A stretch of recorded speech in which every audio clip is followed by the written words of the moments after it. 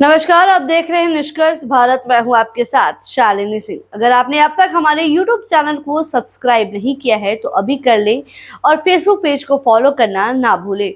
अब रुक लेते हैं खबर की ओर। 14 फरवरी 2019 का दिन शायद ही कोई भूल सकता है। उस दिन भारत ने कई जवान को खोए, कई परिवार ने अपने बच्चों से हमेशा के लिए अलग हो गए।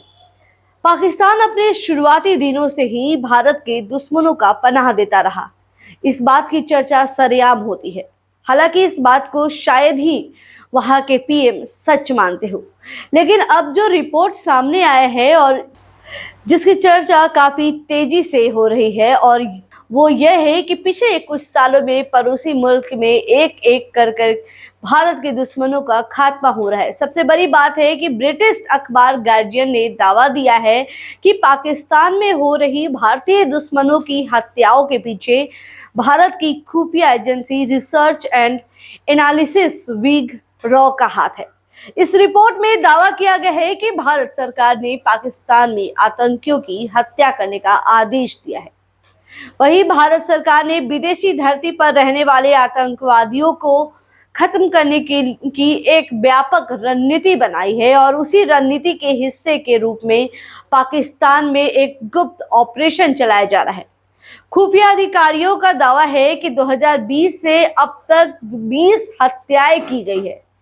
वहीं अब इस मामले में सरकार के तरफ से भी जवाब आया है। सरकार की तरफ से कहा गया है कि ऐसा कोई भी काम हमारी जानकारी में नहीं है, और यदि ऐसा हो रहा है तो ये दुर्भावनापूर्ण है। वहीं इस रिपोर्ट में कहा गया है कि 2 भारतीय खुफिया अधिकारियों के हवाले से बताया गया है कि रॉ ने पुलवामा हमले के बाद विदेशों में छिपे दुश्मनों के खात्मे पर जोर देना शुरू कर दिया। पाकिस्तान में मौजूद आतंकी संगठन जैश-ए-मोहम्मद के आतंकियों ने 14 फरवरी 2019 में जम्मू कश्मीर के पुलवामा में सीआरपीएफ के काफिले पर हमला किया। इस अटैक में 40 जवान शहीद हो गए।